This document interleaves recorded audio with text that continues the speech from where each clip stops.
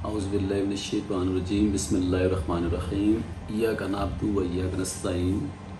آپ دیکھ رہے ہیں آصف سیال چینل۔ امید کرتا ہوں کہ آپ سب خیریت سے ہوں گے۔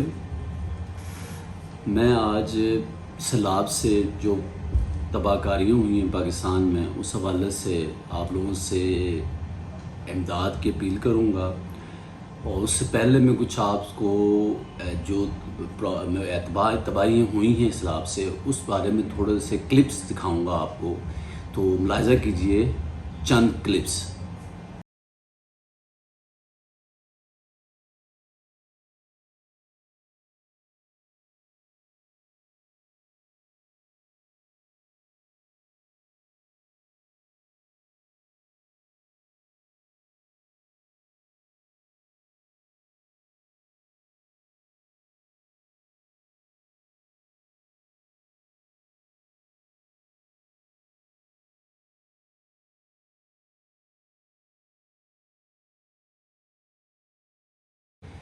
تو آپ نے یہ کلپس دیکھے، آپ کو اندازہ ہوگا کہ پاکستان میں کتنا نقصان ہوا ہے سیلاب سے۔ تو اس سیلاب میں ہم بڑھ چڑھ کر ہم نے امداد کرنی ہے۔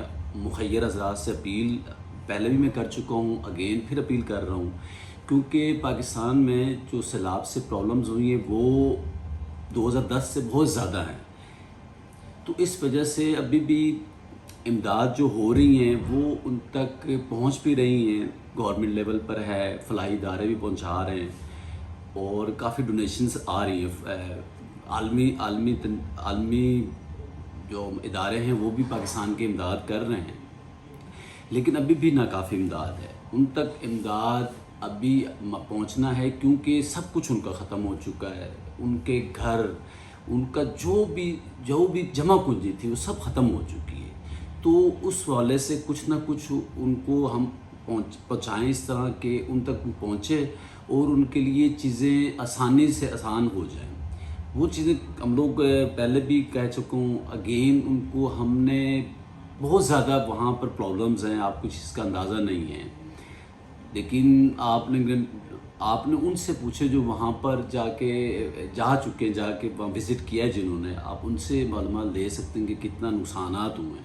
ہم تو ٹی ویز پر دیکھ کر اور میڈیا پر دیکھ کے ہمیں تو اندازہ اتنا نہیں ہوتا تصاویر سے دیکھ کے، لیکن میرے چند لوگ گئے ہیں، انہوں نے بتایا ہے کہ وہاں واقعی گاؤں صفائی ہستی سے بالکل ختم ہو چکے ہیں، وہاں ان کا نام و نشان بھی نہیں ہے۔ تو ان کا مطلب وہ کہ سب کچھ ختم ہو گیا ہے۔ تو ان لوگوں تک پہنچنا، ان تک امداد کا پہنچنا اس وقت بہت ضروری ہے، کیونکہ اس وقت دکھ کی گھڑی میں ہمارا ساتھ ان کو چاہیے۔ وہ انتظار کر رہے ہیں کہ ہمارے امداد کے لیے امداد کا انتظار کر رہے ہیں، وہ کھلے آسمان تلے ہوئے ہیں۔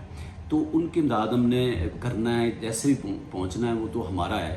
تو ہم اپنے سے جتنا زیادہ سے زیادہ ہو سکتا ہے، چاہے وہ امداد تھوڑی سی تھوڑی ہو یا زیادہ سے زیادہ ہو، کیونکہ اللہ تعالیٰ تو صرف نیت انسان کی دیکھتا ہے، وہ پیسوں کی نہیں، وہ نیت پہ دیکھتا ہے کہ بندہ کس نیت سے امداد کر رہا ہے۔